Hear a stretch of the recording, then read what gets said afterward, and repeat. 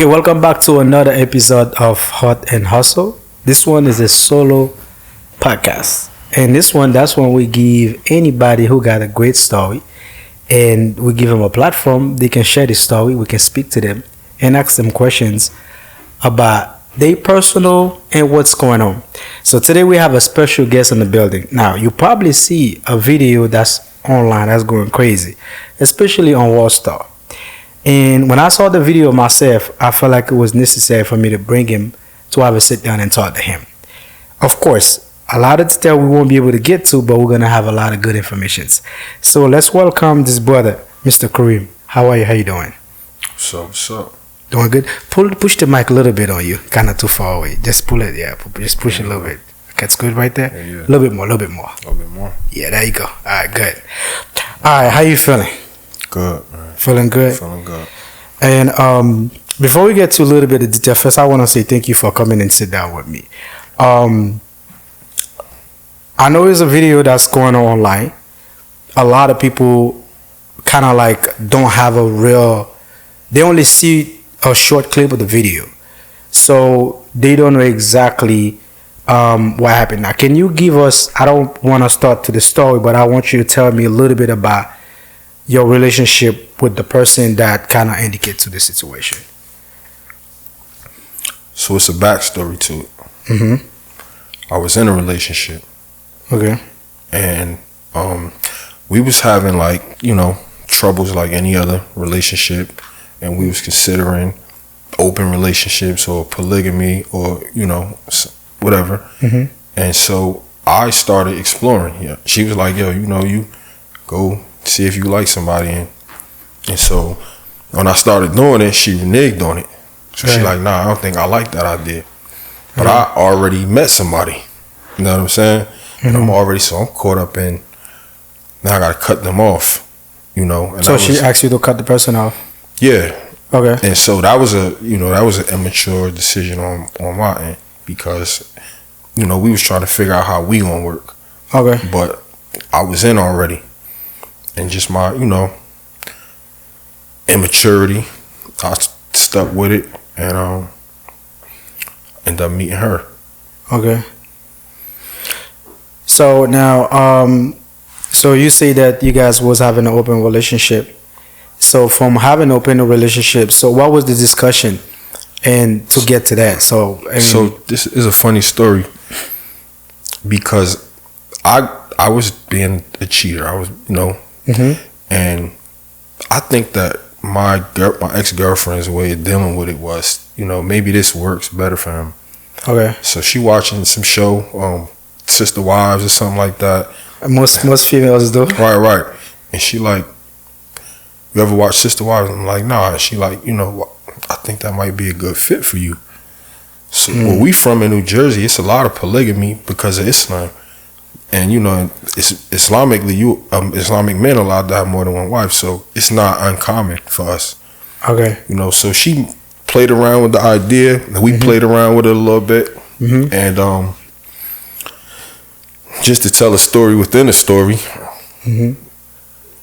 my greedy ass I was watching Love and Hip Hop, and I see light-skinned girl, big booty. I'm seeing all of, the glitz and glam and, things is going on in my relationship. And I literally manifested the lust. You know what I'm saying? It's very necessary to be mindful of what you put out there in the universe. Because just like when you talking to God, the devil listen too. You know what I'm saying? He hear what your desires is and what you want. Correct. So when I manifested that, I ended up, not even a week later, I ended up meeting this girl in the lounge, and we hit it off right away. So now, did you and her ever have an agreement where is it only you do something outside, or is it be you kind of like and her, everybody was in the same page together? What was it? We didn't even get that far into. Okay, so it's just an idea, and soon it gets started, and everything exploded. But then she pulled back on the idea. Okay, so now on the video that's online, I think they mentioned that she was having a husband herself, Right. And you know, you come in the picture. Is that's what it was? Right. So that's why I said that people can't believe the narratives that's out there. Shorty was married when we met, and that's how we got the situation, the understanding that we had. Okay. Because she was married, and she like, yo, I'm married. I'm in the middle of a divorce. Okay. And I'm like, well, I'm in a relationship, and we got something going on. You know, so we start seeing each other. And about a month later, she was divorced, finalized. So, you know, it ain't like the whole entire time she cheating on her husband, you know. So that's how that came about with, you know, with the kind of relationship we had. But after a year and a half, I mean, I'm still with my girl. You got divorced and you with me, but I'm still with my girl. So, you know, she can't act like she didn't know. Because I go home to my woman every night. Got it. You know what I'm saying? So now the question is, so how long this whole thing was going between you and her? About 2 years. About 2 years. So during that 2 years, do she get to finalize closing the divorce or? Yeah. Okay. I told you, a month into our relationship, she was divorced. About a month and a half. Got it. Okay. So now, and to be clear, and she was a police officer during that time. Sorry about that. Yeah, she was police. Okay. So now, before we get to the whole big mess that's on the social media, did you guys ever have a lot of argument before in that kind of similar to what happened? That ever happened? No. No?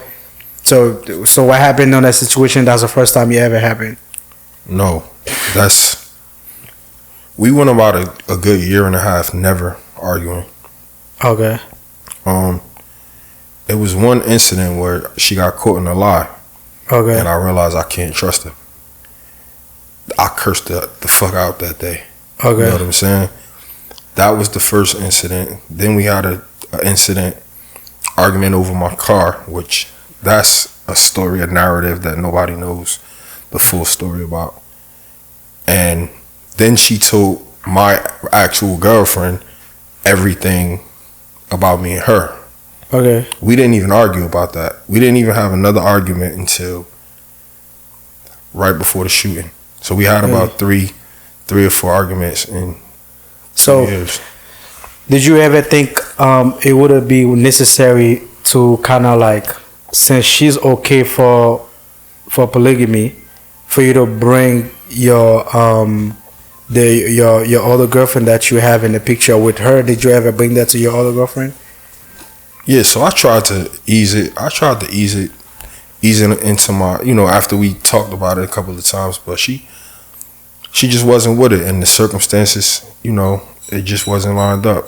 But the very first time that I tried to break it up with old girl, and it's just like, you know, a few months in, I try to break it off with her, and I'm like, look, I think I'm gonna try to make my relationship work. Okay, you know, and she just crying, and she like, hey, you could have both of us, you know. She like, I just want to be the lead. Correct. And I'm like, nah, me and this girl been together, you know, on and off 20 years. How you gonna take the lead? And so I tried to break it off with her that day, and she cried and cried and cried. And I got in my car and left, and I drove a few blocks away, and she followed me. You know, she got out the car crying. She's standing there. So, you know, that was the first time. We didn't argue that day, but I tried to break up with her that day. Okay. So now, for the video that's online, we cannot go to detail because you still got caught, right? Yep. Okay. So we still kind of like on the process with it. Now, even we don't go to the detail, can you tell us what's lead to the mess? I mean, is it the same polygamy thing, or what's lead to this whole thing? What was argument you guys have that lead to the situation? So it was a mess. So once she told my girlfriend, me and my girlfriend, we had a fallout. So I left home. For a little bit, and I was with her. You know, I was with her for a few weeks, and just home was, you know, it was volatile. or whatever. I stayed in a hotel for a few weeks. But I resented her. I resented her because she knew what it was. And she knew that even though we doing this, I love this other person. So she figured, you know, if I tell her everything, that's gonna end them, and then me and her be together. So I resented her for that. And you know, it just I never looked at her the same. Okay. So now when you the situation that's happened online, from what I heard, that she was at work, you go to okay. You go. My fault. Yeah. Did you go to the police station? Right. And but when you go, what was your intention? Did you go to have a conversation? Right. So we was arguing about a few things. Okay. Right. And one of them was that, but the other one was that when you decided to break us up, and you realize how much I resent you. Now you don't want to be in a relationship with me no more, or you want to act like you don't. You know what I'm saying? So we together, but I'm angry a lot all the time. You know, and so she just started exploring other options or whatever. So I caught her talking to a guy. She lying about hanging out with officers and stuff like that. You know, and I'm catching her in lies. And you know, I'm like, well, why you break me up in my relationship? Why did you ruin that? You know, and now because you know how I feel about you for that, now you run into something else.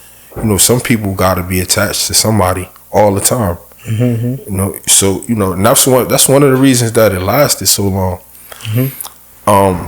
One thing was that she came out of a 10-year marriage, whole family, you know, house, you know, husband, blended family. You know, they got family coming over to the divorce and that house being empty.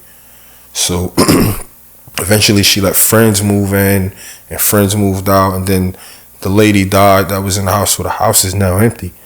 So she's wanting to spend more time with me, you know, so she's seeing us like a family, and I'm like, nah, this not that. My heart still hurt from that situation. That was only a couple of months ago.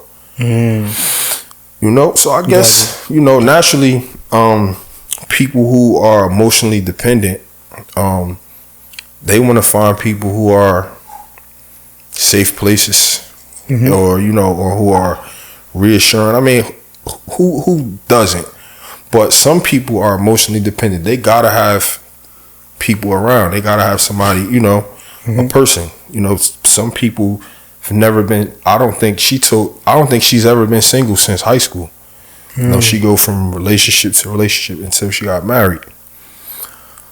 So anyway, leading up to that, I resented her.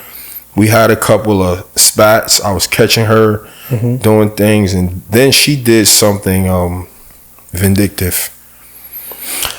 I'm calling her one day, and I'm waiting in my car. She had put a gun in my car. So I'm calling her, and I'm telling her, yo, I just left work or whatever. I'm sitting at the gas station, and she telling me she not home. She went to work. All of a sudden, cops pull up. I get locked up with the gun in my car. That's hers. She come to court the next day. She tell the judge it was her gun. She put it in the car. She even asked for the gun back. But they didn't let her. They let me out of jail. So we was arguing about that. And I had a car issue, and I needed to get a battery. So I parked my car near her house. We had an argument that day because she lied about where she spent the night. So when I came to her house, parked my car, switched cars, she called the sheriff department and said it was a car that's abandoned, and they towed my car. So I don't know this yet though. Okay. So I tell her, hey, look, let's talk about, you know, we going back and forth. Oh, and some money too, because I had some money in her account or whatever. And I'm arguing with her to give my money back or whatever. Okay. So we talking about all of that stuff. Okay. And I tell her that, look, I'm gonna be in Atlanta, so I'll meet you at the job. Mm-hmm. She not at work yet, so she come to work in uniform right before her shift. And that's when everything started, going left. We out there arguing, The next thing you know, I wake up in the hospital. Damn. Now, we're not gonna talk about the whole situation. It looked like that was a lot going on between you and her. So now, my thing is, what was going through your mind when she started laying those shots out when you were in the car? I felt like I swallowed a grenade and just blew up inside of me. And how many times you got shot? 3. She shot me twice in the back, as you can see in the video. Yeah. But one of the shots, when she walked up on the window, I raised my arm to try to block my face, and it went through my artery, and it went in here, came out here. So that was an artery. So that's why I flatlined a couple of times and had blood transfusions. When the police was on the news saying that I was in stable condition, I was still in surgery. You know what I'm saying? I was in surgery for 8 hours straight. So I couldn't have been in stable condition. I was in ICU for a month after that. Okay. Damn. So this didn't happen. A bunch of shot went off to the car. Did you drive the car to the hospital, or you crashed somewhere? So how far away you crashed from her? Not even a block away. But she didn't follow through you though. She just like I don't know. I seen the videos, but it's not something I could recollect from my memory. Okay, so you crashed not far away. I'm guessing she didn't follow through to proceed and go towards you. So no, she did. So she did to go towards the car? Yeah, she actually ran to the car, tried to open the doors. Trying to help you out? I don't know. So she ripped the person ripped the knobs off the door, trying to get the doors open. Okay. So when you woke up, you was in the hospital. So when you woke up, you were in the hospital. What was the next thing that happened? Did you remember?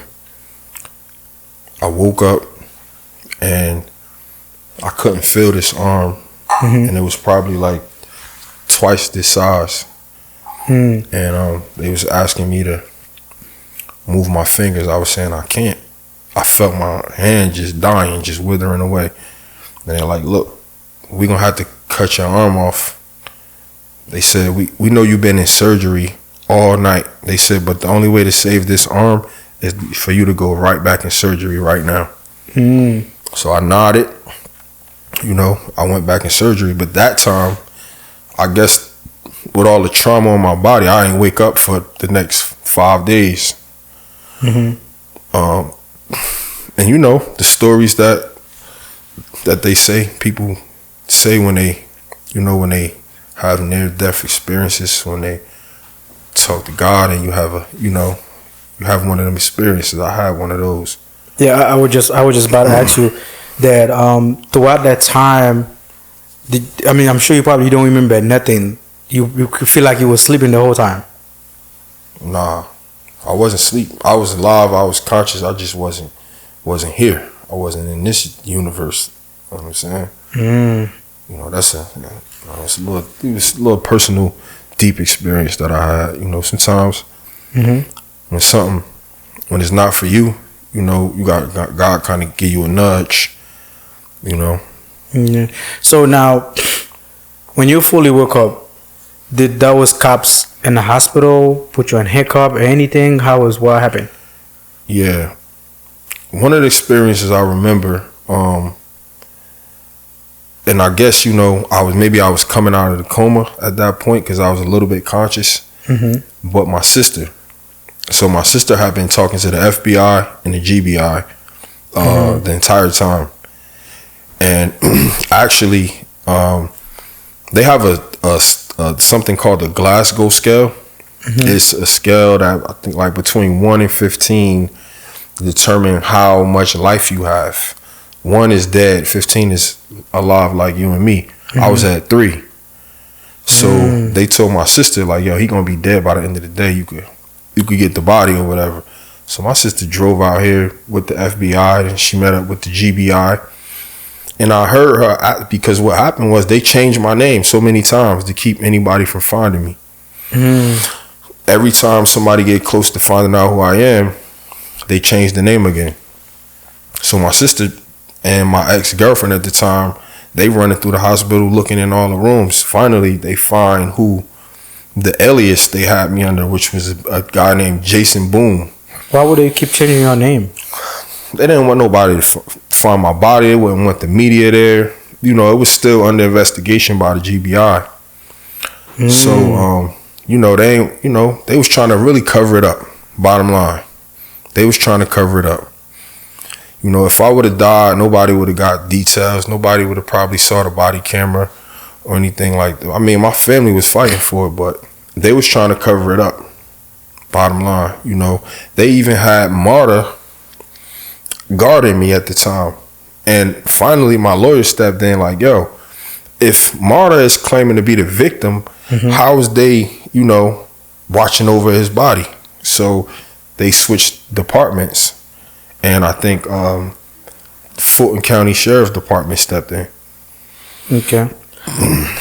So now, when you woke up, and what happened? Did you was in a handcuff? And what happened next? Now is what caused everything being code?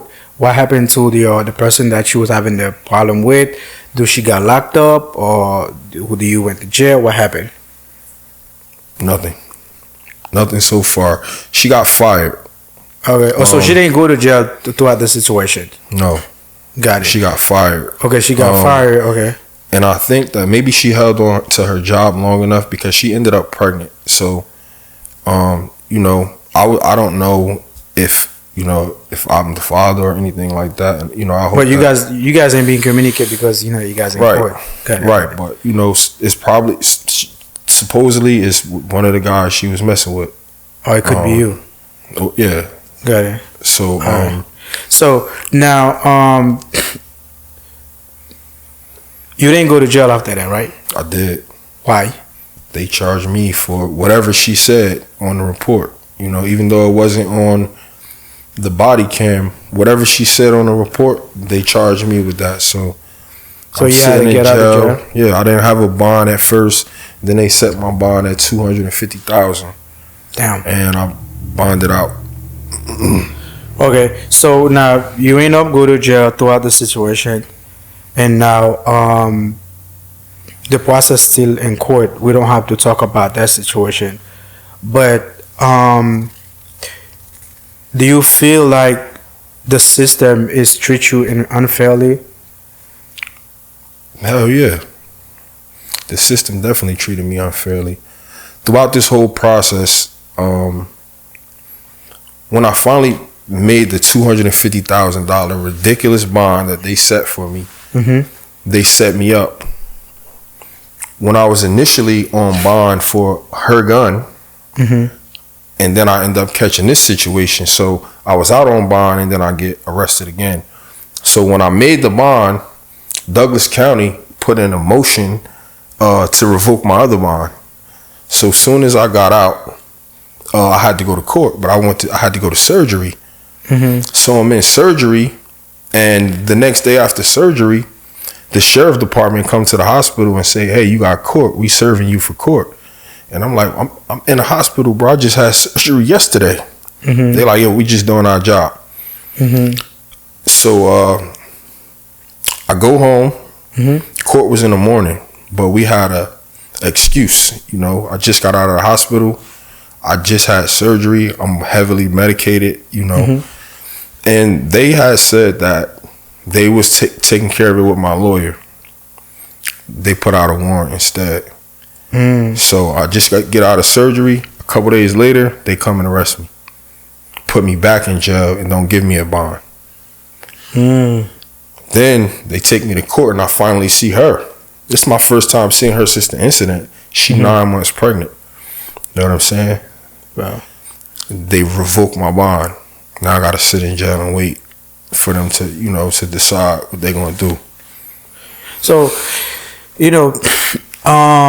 before all the stuff get to that level, you guys, how was you guys' relationship before the polygamy thing, all the mess? Because the thing is, I want people to understand things don't just explode. It's always a reason. So, how was you guys' relationship before all that? You guys always been tough, and argument always happened since the beginning, or is my girlfriend or no the one with the other situation? Correct. We had a real good relationship. It was good. Okay. We had a real good. We born in the same month. We born in the summertime. Okay. And we kind of just alike. You know what I'm saying? So we got along. So it kind of like, of course, that's how most relationship is. Start good, and then at the end it's like, but you know what? When I realized that this person was just like me, even though I was enjoying it, it wasn't enjoyable no more, because now, trust gone, because I know how I know what I'm doing, and the whole time I'm thinking that she don't mind what I'm doing. She don't mind because she doing what she doing. Got it. You know what I'm saying? But now, since you say that, since she didn't mind what she was doing, we men, our feelings and the woman feelings are different thing. So, did you had, when you find out she's doing things she should be doing, in my opinion, right? Do that kind of hit you different, or did you feel like, okay, cool, I'm already doing my thing, so it's all good?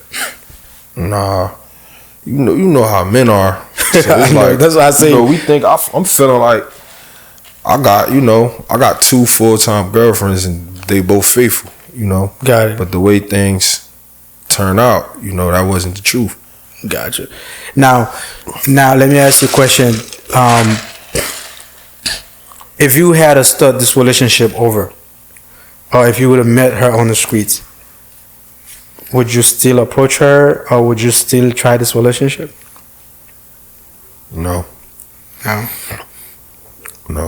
Now, if you want to have a message for any young man, I mean, I'm gonna have to bring you back now, because after the case is closed, I really want to go to detail, but of course, you have to finalize this case. Everything needs to be closed out, and hopefully it goes in both of you guys' favors, where she go okay and you go okay. I don't know between you and her, whatever, but whatever that happened, that's gonna be in. But when that done, I'll be able to go a little bit detailed. We can speak more, and also I definitely want to bring you back for before, and who you are from way back and everything. Okay, so now if you had a message you would have sent out there for, I don't want to say young kids, because this is a grown man business. Any man that's out there that thinking about to do polygamy. So what would it be, the message?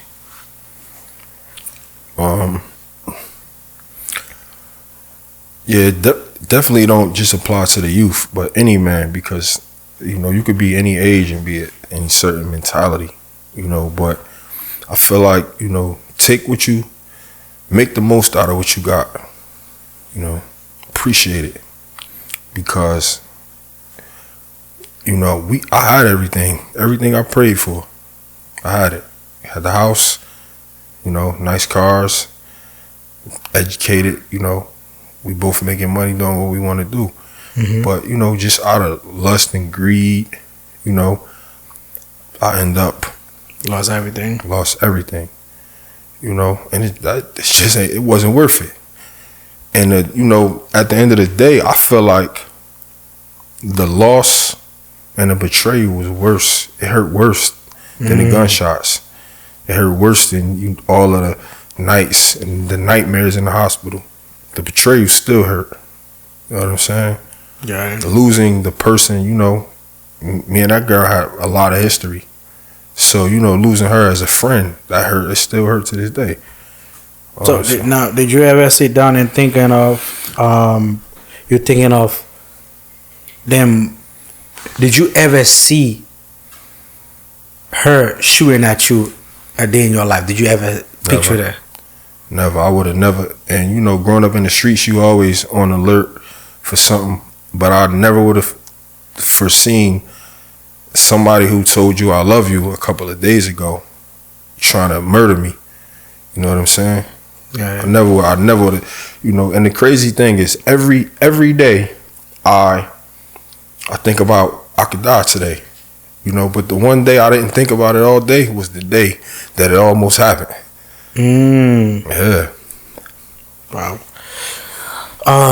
This is one of the story that's kind of like really tight because it's so many layers that's in the story. But and like we already had a conversation, there's a lot of stuff we cannot speak about, so we're gonna have to probably bring you back for a little bit more personal and especially about more detail about deep in the story. But I think we cover a lot of good when it comes to the story.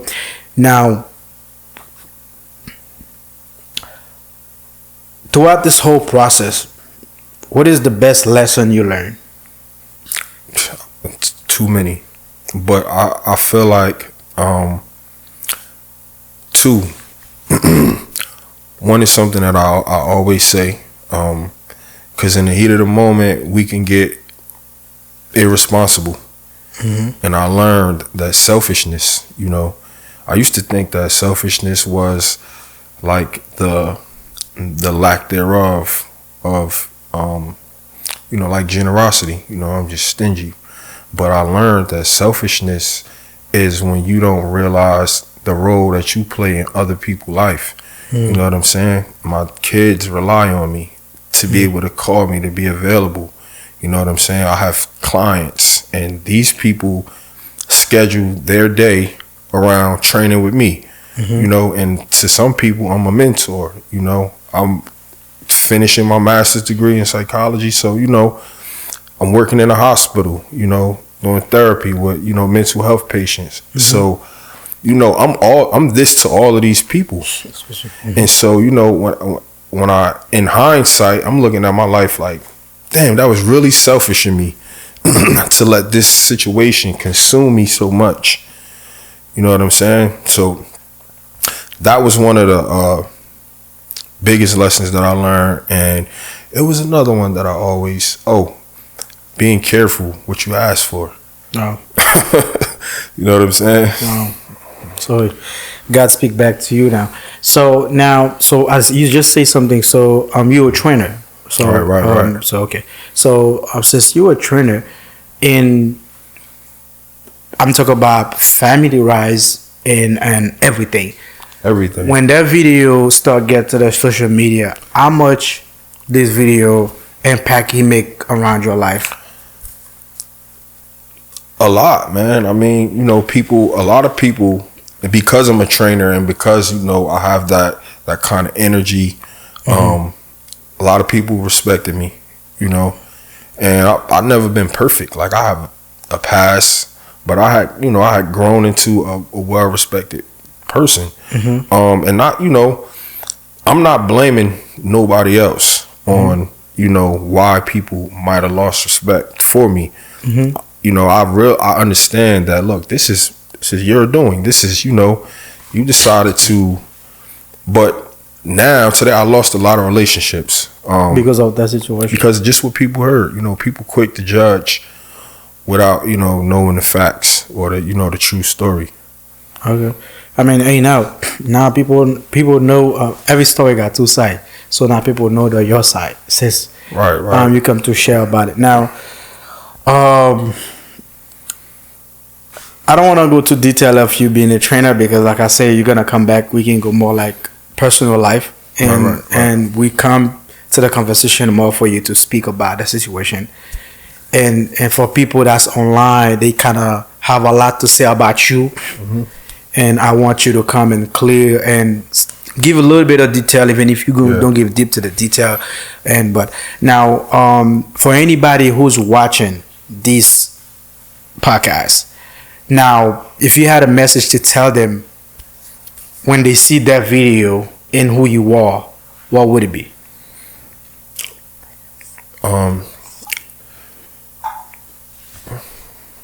When you see stuff like that and it's just clips, that is just the narrative. You can't believe everything you see on social media, or things might be deeper than they look. It's a lot of people who've been in other situations, and they might take sides with this, or they might take sides with that. At the end of the day, right is right, wrong is wrong. So at the end of the day, you can't judge somebody by what you see on the internet.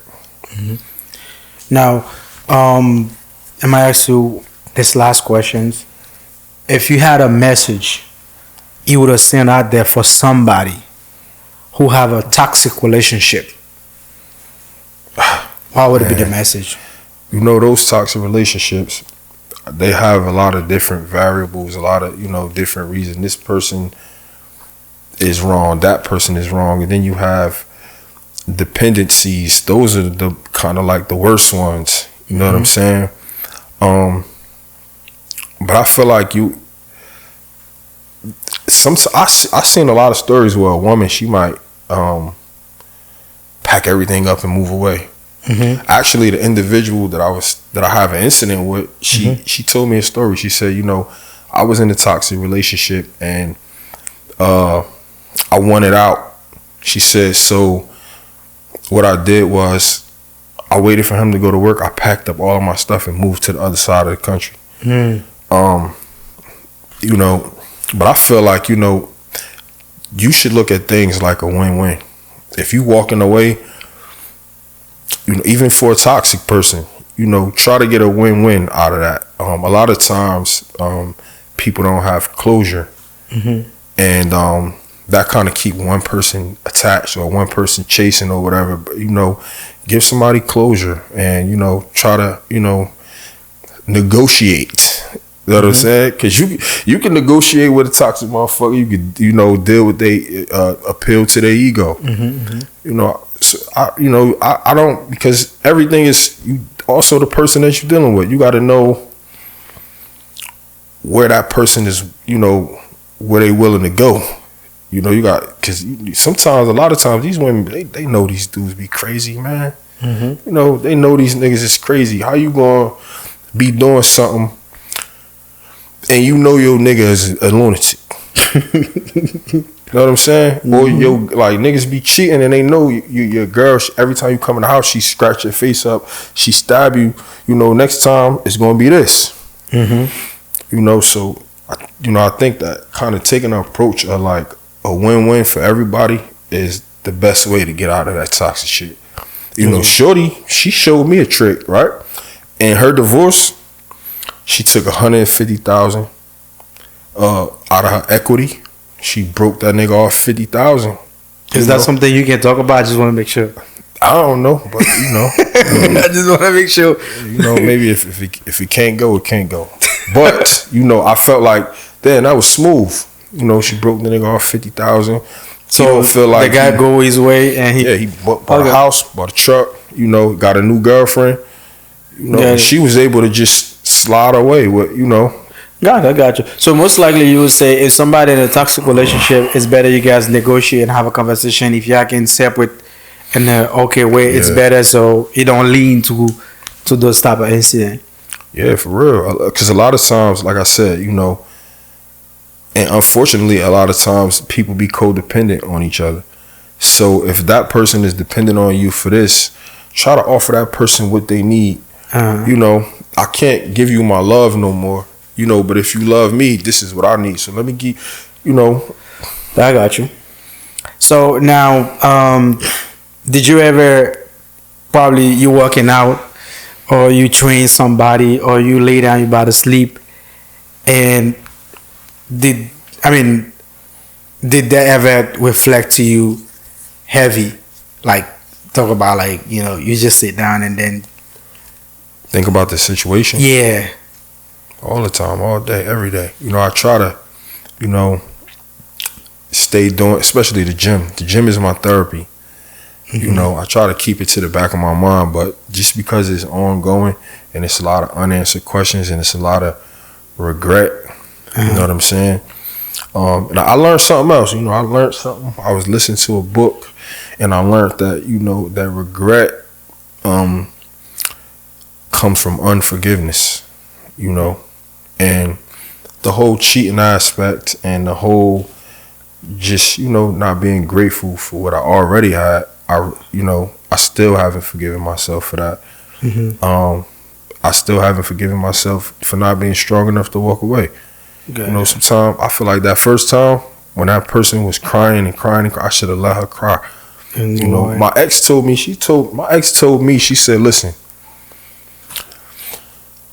I was about to cheat on you. She said, but I thought that, you know, you might take it to the extreme, so I didn't go that route. She says, and I was strong enough to walk away from that. She said, but you couldn't walk away from that person. You know? And so, you know, I regret that. Gotcha. Hey man, I would say appreciate you for coming to come share your story to the whole world, and a good clarification for the whole video. And now, if anybody wanna reach out to you from social media, do you wanna share your social media? Yeah. So I'm definitely training, virtual coaching. Reach out to me at IamKareemAli.com or Full Force Fitness Results. And that's Instagram, TikTok, or Facebook. TikTok, K100. K100 TikTok. Yeah, and you know, come be a part of this journey, because you know, right now I'm on a, you know, it really took me back to a place where now I'm on I'm on an inner journey. I'm trying to cleanse. You know, you gotta cleanse all of that shit out of you. Definitely. You know, so yeah, come be a part of the journey, man. A lot of things affected me, so you know, I could definitely use the support. Yeah, that would you know, I got a GoFundMe. It's called I Am Kareem Ali. Okay. You know, just to help get my life back on track. You know, we lost everything. $250,000 bond, over $30,000 and lawyer fees, and everything else that come with it. You know, so I'm just trying to get back on track. Gotcha. All right, man. Appreciate you for coming, and thank you so much. And I hope you come back when the whole thing is over. Soon. So, and I pray God that everything works out the way it should be. We be able to go a little bit detail, and also we can talk about your fitness journey and your backstory. People can really know exactly who you are. But this one, it's check it out. I ain't mean to cut you off. You're good. I've been working, so I'm working on some material. I would have been finished if I didn't have that setback. I would have been finished up with the masters. But I got a book on Amazon. Beautiful. It's called Triple Crossed. Triple Crossed is already out. Yep, it's an urban fiction novel, and I got a book coming out in about a week or so. The book is finished up, but I'm still doing some, you know, last minute touches about my journey. So I want y'all to check that out too. Okay, sounds great, man. Anybody who's out there watch the video, make sure you go ahead and get his book on Amazon. Triple Cross, yeah. Triple Cross. So, man, appreciate you for coming. Thank you so much, man. Yeah. That was a good conversation, bro.